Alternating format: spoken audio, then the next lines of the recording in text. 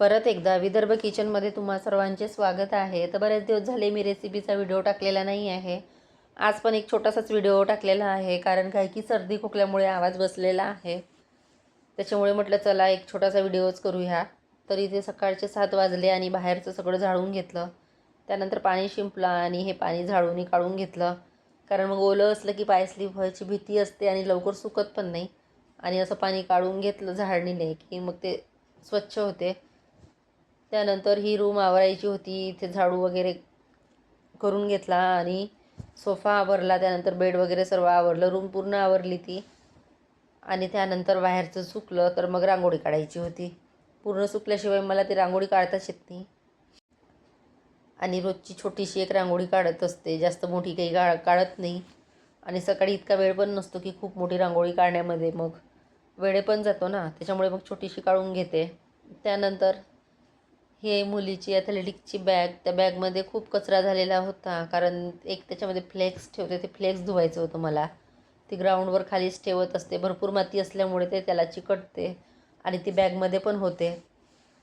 त्यानंतर इथे कांदे पण उन्हात ठेवायचे होते. ऊन आलेलं होतं छान, सकाळची ऊन येते, नंतर 10-11 वाजले की ऊन निघून जाते. म्हणून म्हटलं कांदे बाहेर ठेवूया. आणि रोजच ठेवत आहे मी एवढ्यामध्ये कांदे, कारण 3-4 कांद्याला थोडे कोंब आलेले दिसले म्हणून मग उन्हातच ठेवते.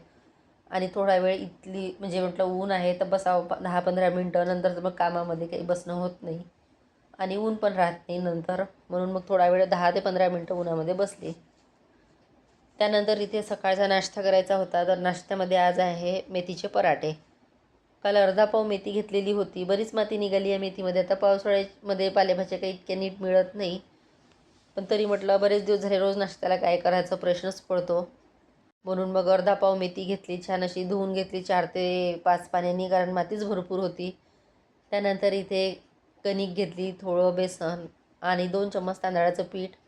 त्यानंतर यामध्ये मेथी ॲड केली आणि मसाले थोडे, हळद, लाल तिखट, धने पावडर आणि मीठ, थोडं जिरं, ओवा आणि थोडी साखर घातलेली आहे मी याच्यामध्ये आणि अर्धा चम्मच तेल.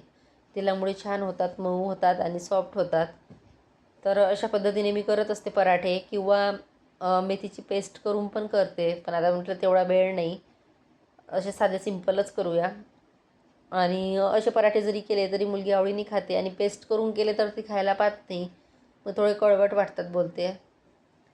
त्यानंतर मी इथे त्रिकोणी पराठे करते, म्हणजे तेल लावून छान असे लेयर्स येतात. आणि पातळ असे लाटून घेते. थोडं पीठ घेतलेलं आहे, कारण ते पोळपाटाला चिकटत होते त्याच्यामुळे, आणि असे पातळ पातळ लाटून घेतलेले आहे. हे पराठे दह्यासोबत किंवा लोणच्यासोबत छान लागतात. तर दही तर नव्हतंच, मग मी शेंगदाण्याची चटणी केली आणि थोडी पातळ केली चटणी, त्यासोबत हे पराठे शेंगदाण्याच्या चटणीसोबत पण खूप छान लागतात. अशा पद्धतीने तूप लावून छान असे भाजून घेतलेले आहे. आणि सकाळी तिला नाश्त्याला पण होईल आणि दुपारी जेवणामध्ये पण ती पराठेच खाईल. एकदा सकाळी 9ला नाश्ता होते, मग त्यामुळे मग ती पोटभर तिचा नाश्ता होऊन जातो. आणि ते हा आहे तुळशी अद्रकचा काढा, कारण सर्दी खोकला असल्यामुळे मी आता रोज आणत आहे. आणि यामध्ये 2 चम्मच शहद घेतलेला आहे. आणि 10 रुपयामध्ये छान ग्लासभर काढा मिळतो आमच्याकडे, सर्व प्रकारचे काळे मिळतात. त्यानंतर ही कामं सर्व माझी आवरलेली आहे. बाहेर पण बघू शकता ऊन खूप आलेलं आहे आणि इथली ऊन गेली. आता पुढे थोडी ऊन आहे. कपडे वगैरे धुवून घेतले. नंतर इथे भांडे लावायचे होते आणि आता दुपारचा स्वयंपाक. तर स्वयंपाकामध्ये मला करायची होती आलू वांग्याची भाजी, कारण सकाळचे पराठे होते त्याच्यामुळे जास्त काही स्वयंपाक करायचा नव्हता, म्हणून मी वरण काही लावलं नाही आज. म्हटलं आलू वांग्याची भाजी करते, रश्श्याची, भात आणि चपाती, भाकरी करणार आहे, चपाती नाही. तर कारण सकाळचे 2 पराठे होते तर ते मुलीला होऊन जातात. तर वांगे हे मी कालच घेतलेले होते, छान होते ताजे वांगे. आणि रोजची भाजी असली तर काही जास्त मसाल्याची नाही, आपली साधी सिंपल करते. तर यामध्ये कढीपत्ता, कांदा, त्यानंतर आलं लसूण पेस्ट, नंतर मसाले घातले आणि वांगे 2 बटाटे पण घेतले त्यामध्ये. नुसते वांगे खायला छान नाही वाटत, तर अशा पद्धतीने करून घेते. आणि नंतर छान याला एक वाफ येऊ देते. वाफ छान आली की नंतर यामध्ये मी पाणी घालणार, म्हणजे अर्धी भाजी आपली वाफेवरच शिजल्या जाते.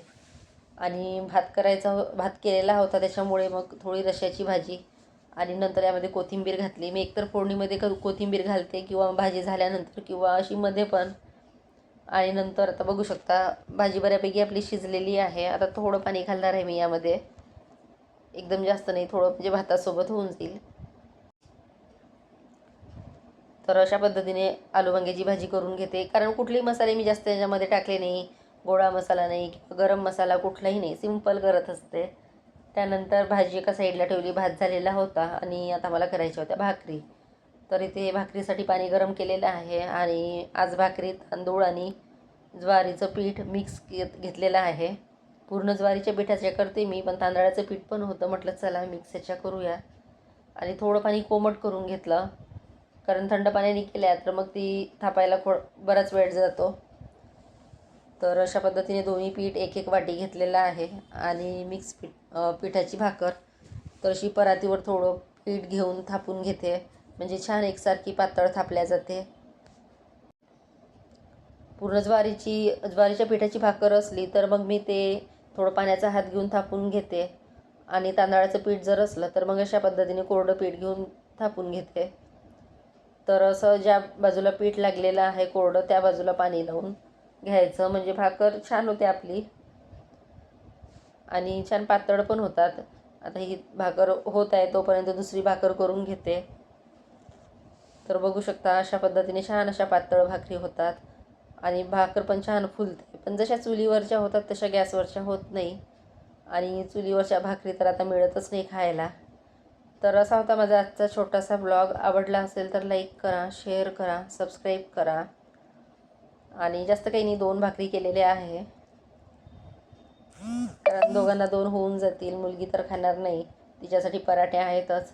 चला मग भेटूया नेक्स्ट व्हिडिओमध्ये. Bye bye.